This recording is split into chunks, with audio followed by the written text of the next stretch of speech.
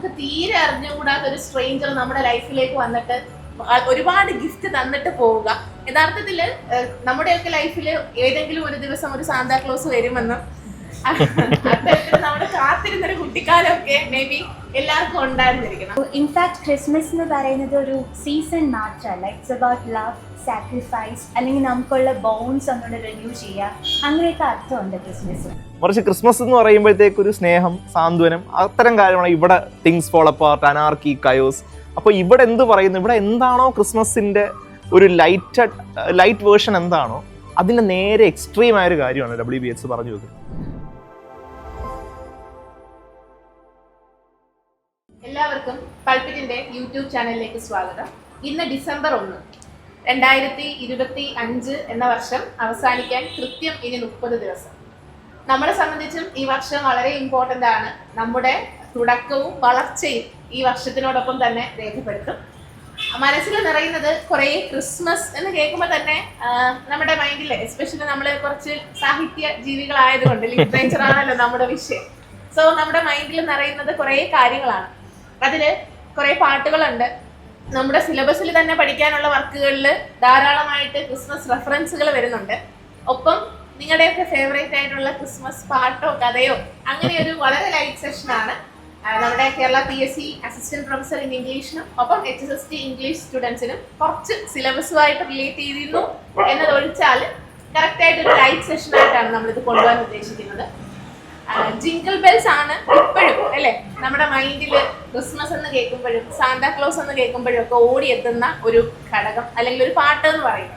അത് ആക്ച്വലി ഒരു thanks giving പാട്ടായിട്ടാണ്, song ആയിട്ടാണ് ആദ്യകാലത്ത് വരുന്നത്. പിൽക്കാലത്താണ് അത് ക്രിസ്മസ് എന്ന് പറയുന്ന പേർപ്പസിലോട്ട് വരുന്നതായിട്ട് നമുക്ക് മനസ്സിലാവുന്നത്. അത്തരത്തിൽ എന്തെങ്കിലും വളരെ റിലേറ്റഡ് ആയിട്ടുള്ള പെട്ടെന്ന് മൈൻഡിലേക്ക് വരുന്ന വർക്കുകൾ എന്തെങ്കിലും ഉണ്ടോ? അതിൻ്റെ എനിക്ക് ഭയങ്കര ഫേവററ്റ് ആയിട്ടുള്ളൊരു റൈറ്ററാണ് ഹെൻറി എന്ന് പറയുന്നത്. ഇൻഫാക്ട് എനിക്ക് തോന്നുന്നു ലിറ്ററേച്ചർ സ്റ്റുഡൻസിന് എല്ലാവർക്കും ഇഷ്ടം തോന്നുന്ന ഒരു കഥാകാരനാണ് ഹെൻറി. ബിക്കോസ് 2 പേജൊക്കെ ഉള്ള സ്റ്റോറിക്ക് ഏറ്റവും അവസാനം പുള്ളി കൊണ്ടുവന്നൊരു മാരക ട്വിസ്റ്റ് തന്നെ ആഡ് ചെയ്യും. സോ അതുകൊണ്ട് ഹെൻറി എൻ്റെ ഒരു പേഴ്സണൽ ഫേവററ്റ് ആണ്. സോ പുള്ളിക്കാരന് ഇൻഫാക്ട് കുഞ്ഞു കുട്ടികൾ തൊട്ട് എല്ലാവർക്കും റിലേറ്റ് ചെയ്യാൻ പറ്റുന്ന അല്ലെങ്കിൽ ഇഷ്ടമുള്ളൊരു സ്റ്റോറിയാണ് ദ ഗിഫ്റ്റ് ഓഫ് മെജായ് എന്ന് പറയുന്നത്. സോ ഭയങ്കരമായിട്ട് പ്രണയിക്കുന്ന ജിമ്മും ഡൽഹിയും.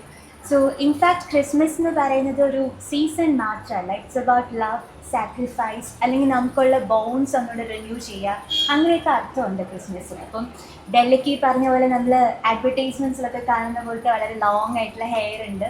പക്ഷേ അവർക്ക് പരസ്പരം they do not have anything else, monetary benefits അങ്ങനെ ഒന്നുമില്ല.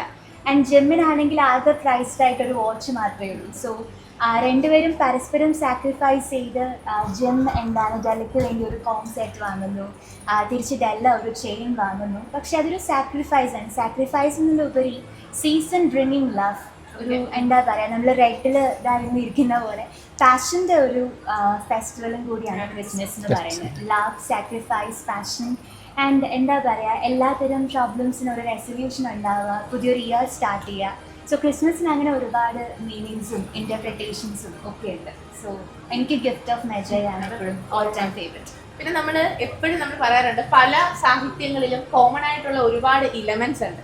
ലൈക്ക് നമ്മുടെ ഇങ്ങേയറ്റത്ത് കിടക്കുന്ന കേരളത്തിലെ മലയാളം വർക്കുകളിൽ തൊട്ട് ഗ്രീക്ക് പുരാണങ്ങളിൽ, അല്ലെങ്കിൽ നമുക്ക് കോമൺ ആയിട്ടുള്ള എല്ലാത്തിലും ഈ മൂഡ്സിൽ ഗിഫ്റ്റ് ഒളിപ്പിച്ച് വെക്കുക. അതുപോലെ തന്നെ ആരോ ഒരാൾ നമുക്ക് തീരെ അറിഞ്ഞുകൂടാത്ത ഒരു സ്ട്രേഞ്ചർ നമ്മുടെ ലൈഫിലേക്ക് വന്നിട്ട് ഒരുപാട് ഗിഫ്റ്റ് തന്നിട്ട് പോവുക. യഥാർത്ഥത്തിൽ നമ്മുടെയൊക്കെ ലൈഫിൽ ഏതെങ്കിലും ഒരു ദിവസം ഒരു സാന്താക്ലോസ് വരുമെന്നും അത്തരത്തിൽ നമ്മുടെ കാത്തിരുന്നൊരു കുട്ടിക്കാലമൊക്കെ മേ ബി എല്ലാവർക്കും ഉണ്ടായിരുന്നിരിക്കണം. സാറിന് അങ്ങനെ ക്രിസ്മസ് റിലേറ്റഡ് ആയിട്ട് മിത്തോ കാര്യങ്ങളോ ഇഷ്ടപ്പെട്ട പുസ്തകമോ റൈറ്ററോ എന്തെങ്കിലും ഉണ്ടോ? ഉറപ്പായിട്ടും ഇപ്പം ലിറ്ററേച്ചർ സീരിയസ് ആയിട്ട് കാണുന്നതുകൊണ്ട് തന്നെ ഇപ്പോൾ നമുക്കറിയാം ചാൾസ് ഡിക്കൻസ് ശരിക്കും ഒന്നിലധികം വർക്ക്സ് എഴുതിയിട്ടുണ്ട് ക്രിസ്മസിനെ സെൻട്രൽ തീമായിട്ട് വെച്ചുകൊണ്ട്. അതിലെടുത്ത് പറയേണ്ട കാര്യം നമ്മൾ വായിച്ചു ഒരു മസ്റ്റ് റീഡായിട്ട് നമ്മൾ മനസ്സിലാക്കേണ്ടത് ക്രിസ്മസ് കരോൾ എന്ന് പറയുന്ന ഒരു നോവലിനുണ്ട് 1843 വന്നത്. അതിനുശേഷം ചൈംസ് പോലെയുള്ള വർക്ക്സ് വന്നിട്ടുണ്ട്. പക്ഷേ അതിനകത്ത് അപ്പോൾ അതിൻ്റെ ഒരു അതിൻ്റെ ഒരു പ്ലോട്ട് പറയുകയാണെങ്കിൽ എബനസർ എന്ന് പറയുന്ന ഒരു ക്യാരക്ടർ ഭയങ്കര പിശുക്കനാണ്, ആർക്കും പൈസ കൊടുക്കില്ല, ഭയങ്കര അങ്ങനെ ജീവിക്കുന്ന ഒരു വ്യക്തിയാണ്. അപ്പോൾ അയാൾക്ക് എന്താ പറയുക, അയാളുടെ former business partner Jacob Marley എന്ന മറ്റോ ആണ് പേര്, അയാളുടെ ഗോസ്റ്റ് വരുന്നു. എന്നിട്ട് പറയുന്നു Christmas past, Christmas present, Christmas yet to come, ഇവരുടെയൊക്കെ ഗോസ്റ്റുകൾ നിന്നെ വിസിറ്റ് ചെയ്യാൻ വരുമെന്ന് പറയും. അങ്ങനെ ഈ ഗോസ്റ്റുകൾ വന്നിട്ട് എബനസറിനെ ഓർമ്മിപ്പിക്കുകയാണ്, നിനക്ക് സമ്പത്തുണ്ടാവാം പക്ഷെ നിന്റെ ലൈഫ് ശൂന്യമാണ്, നിനക്ക് ഒരുപാട് എന്താ പറയുക സ്വത്തുണ്ടാവാം പക്ഷെ നിന്റെ ചുറ്റിനും സന്തോഷിക്കാൻ നിനക്കൊപ്പം ആൾക്കാരില്ല, മനുഷ്യരില്ല, സ്വന്തം എന്ന് പറയാൻ ആരുമില്ല, ബന്ധുക്കൾ ആരുമില്ല. ശരിക്കും നീ വിചാരിക്കുന്നു നിനക്കെല്ലാം ഉണ്ടെന്ന്, പക്ഷെ നിനക്കൊന്നുമില്ല. അപ്പോൾ ശരിക്കും ക്രിസ്മസ് എന്ന് പറയുന്നത് അതിനകത്ത് അതിൽ ഡിക്കൻസ് അതിനെ ട്രീറ്റ് ചെയ്യുന്നത് ഒരു മോറൽ റെസ്പോൺസിബിലിറ്റി അല്ലെങ്കിൽ ഒരു സോഷ്യൽ റെസ്പോൺസിബിലിറ്റി അല്ലെങ്കിൽ മോറൽ അവേക്കനിങ്ങുമായിട്ടൊക്കെയാണ് ശരിക്കും അതിനെ ബന്ധപ്പെടുത്തുന്നത്. അപ്പോൾ അതിനകത്തൊരു എന്താ ക്രിസ്മസിന് ഒരു ട്രാൻസ്ഫോർമേറ്റീവ് പവർ ഉണ്ട് എന്ന രീതിയിലൊക്കെ പറഞ്ഞു വെക്കുന്ന ഒരു നോവലാണത്. അതുകൂടാതെ ക്രിസ്മസ് സെൻട്രൽ ക്യാരക്ടർ എന്ന് ഒരുപാട് അധികം നോവൽ, നമുക്ക് ദസ്തവസ്കിയൊക്കെ അറിയാമല്ലോ, അതുപോലെ ദസ്തവസ്കിയുടെ ഏറ്റവും ഫേമസ് ആയ അതുപോലെ ക്രിസ്മസ് പ്രധാനമായിട്ടൊരു ഇത് വരുന്ന ഒരു വർക്കാണ് the Christmas tree and the wedding എന്ന് പറയുന്ന ഒരു വർക്കുണ്ട്. അതുപോലെ തന്നെ അഗതാ ക്രിസ്റ്റി, നമ്മളെപ്പോഴും അഗതാ ക്രിസ്റ്റിയുടെ മർഡർ മിസ്റ്ററീസ് ഒക്കെ നമുക്ക് ഭയങ്കര ത്രില്ലിംഗ് ആണ്. പുള്ളിക്കാരുടെ ഒരു വർക്കുണ്ട് ഹെർക്കുൽ പോയ്റോട്ട്സ് ക്രിസ്മസ് എന്ന് പറയുന്നത്, അതായത് മർഡർ മിസ്റ്ററിയെ ക്രിസ്മസിന്റെ ബാക്ക്ഗ്രൗണ്ടിൽ കൊണ്ടുവന്നൊരു വർക്കാണ്. അപ്പോൾ വേറെ ഒരുപാട് വർക്ക്, ഓറിയന്റ് എക്സ്പ്രസ് പോലെയുള്ള വർക്കുണ്ട്, പക്ഷേ എന്നാലും ക്രിസ്മസിന്റെ ബാക്ക്ഗ്രൗണ്ടിൽ ഒരു മർഡർ മിസ്റ്ററി വരുന്ന ഒരു വർക്കാണത്. അപ്പോൾ ഇതൊക്കെയാണ് എൻ്റെ ഫേവറേറ്റ്സ്. പ്രധാനമായിട്ടും എനിക്ക് ഡിക്കൻസിനാണ് എനിക്ക് എന്താ പറയുക ക്രിസ്മസ് കരോളാണ് എൻ്റെ ഒരു പേഴ്സണൽ ഫേവറേറ്റ്. കേരളത്തില് പിന്നെ നമ്മൾ കാണുന്നത് നമ്മുടെ ലാൻഡ്സ്കേപ്പേ അല്ല ക്രിസ്മസുമായിട്ട് അസോസിയേറ്റ് ചെയ്തിരിക്കുന്ന കാര്യങ്ങൾ. എപ്പോഴും ഞാൻ ആലോചിക്കും, നമ്മുടെ ഫ്രണ്ടിലുള്ള ട്രീസിന്റെ ഷേപ്പിലുള്ള ട്രീസ് അല്ല, ഇപ്പൊ പുറകിലിരിക്കുന്ന ഒരു ട്രീ ആണെങ്കിൽ പോലും ക്രിസ്മസ് ട്രീ എന്ന് പറയുമ്പോൾ എൻറ്റയർലി ഡിഫറെന്റ് ലാൻഡ്സ്കേപ്പ് ആണ്. നമ്മൾ കാണുന്ന സ്നോയുള്ള സ്ഥലങ്ങളുണ്ട്, അതിൽ നമുക്ക് പരിചയമില്ലാത്ത ക്യാരക്ടേഴ്സ് വരുന്നുണ്ട്. നമ്മുടെ ഏഞ്ചൽസ് ഒന്നും അങ്ങനെയല്ല. സോ പക്ഷേ എന്നിരുന്നാലും ഒരു സ്റ്റാർ പോലും തൂക്കാത്ത ഒരു വീടുകൾ പോലും കേരളത്തിൽ കാണുന്നില്ല. അത്രമാത്രം നമ്മളത് നമ്മളിലേക്ക് എടുത്തിട്ടുണ്ട്. നമ്മുടെ സിലബസിലും അതുണ്ട്, അവിടെയാണ് പ്രശ്നം. HSST ഇംഗ്ലീഷിലെ ഏറ്റവും കൂടുതൽ മറ്റ് മീൻസ് നമ്മുടെ അമേരിക്കൻ ബ്രിട്ടീഷ് സാഹിത്യങ്ങളെല്ലാം വരുന്നുണ്ട്. സോ നമ്മുടെ സിലബസിലും ഒരുപാട് ക്രിസ്മസ് റിലേറ്റഡ് ആയിട്ടുള്ള വർക്ക്സ് വരുന്നുണ്ട്. അത് 12th നൈറ്റ് ആയിക്കോട്ടെ, സെക്കൻഡ് കമ്മിങ് ആയിക്കോട്ടെ, വുതറിൽ ഹൈറ്റ്സ് ആയിക്കോട്ടെ, ഒത്തിരി റെഫറൻസുകളുണ്ട്. ഏതെങ്കിലും 1-2 എണ്ണം HSSTക്കും കൊളീജിയറ്റിനും കോമൺ ആയിട്ടുള്ള 1-2 എണ്ണം ഓർമ്മയുണ്ടോ അല്ലെങ്കിൽ റിലേറ്റ് ചെയ്യാൻ പറ്റുന്നുണ്ടോ?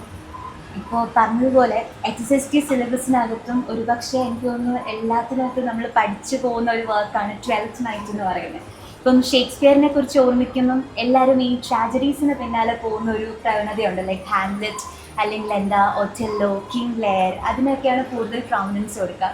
പക്ഷെ പുള്ളിക്കാരൻ്റെ ഈ ഒരു റൊമാൻറ്റിക് കോമഡീസ്, ട്രാജിക് കോമഡീസ് എന്നൊക്കെ പറയുന്നത് കുറച്ചൊരു ഹിഡൻ ജെംസ് ആണ്. ലൈക്ക് അതിനകത്തും നമുക്ക് കുറച്ചൊരു ഒരു ഇൻറ്റൻസ് ആയിട്ടുള്ള അഫെയർസ്, പാഷൻ ഒക്കെ കാണാൻ പറ്റും.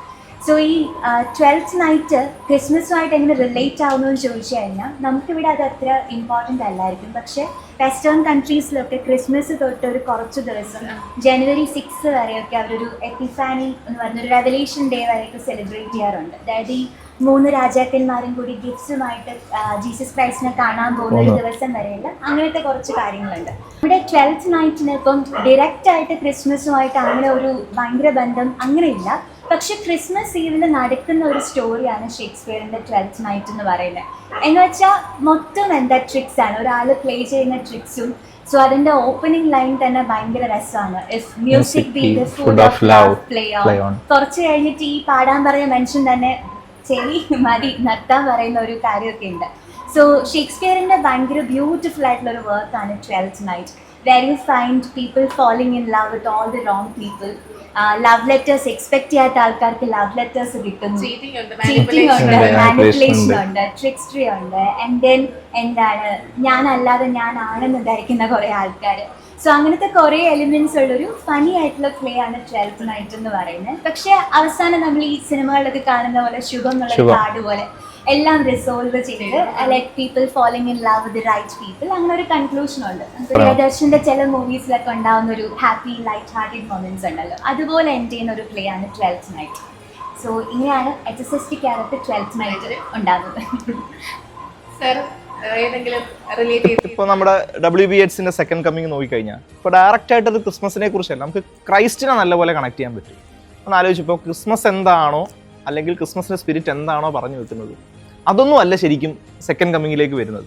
ഇപ്പോൾ ക്രിസ്മസ് എന്ന് പറയുമ്പോൾ നമുക്കറിയാം ഒരു കുട്ടി, ഒരു വളരെ നിഷ്കളങ്കനായ ഒരു കുട്ടിയുടെ ജനനം. പക്ഷേ സെക്കൻഡ് കമ്മിങ്ങിലാവട്ടെ ഒരു കുട്ടി നിഷ്കളങ്കനൊന്നും അല്ല വരാൻ പോകുന്നത്, ഒരു വലിയ റഫ് ബീസ്റ്റ്, ഒരു മോൺസ്റ്റർ ആണ് വരാൻ പോകുന്നത്. മറിച്ച് ക്രിസ്മസ് എന്ന് പറയുമ്പോഴത്തേക്ക് ഒരു സ്നേഹം, സാന്ത്വനം, അത്തരം കാര്യമാണ്. ഇവിടെ things fall apart, anarchy, chaos. അപ്പോൾ ഇവിടെ എന്ത് പറയുന്നു, ഇവിടെ എന്താണോ ക്രിസ്മസിൻ്റെ ഒരു ലൈറ്റ് വേർഷൻ എന്താണോ അതിൻ്റെ നേരെ എക്സ്ട്രീം ആയൊരു കാര്യമാണ് WBH പറഞ്ഞു വെക്കുന്നത്.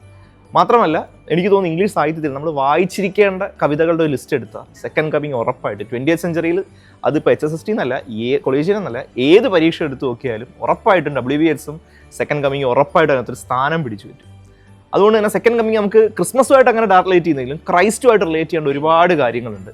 പിന്നെ അതിൽ ആ തിങ്സ് ഫോൾ അപ്പാർട്ട് അത് പിന്നീടൊരു എന്താ പറയുക ഒരു നോവലിൻ്റെ പേരായിട്ടൊക്കെ വന്നിട്ടുണ്ട്. അങ്ങനെ ഒരുപാട് കാര്യങ്ങളുണ്ട്.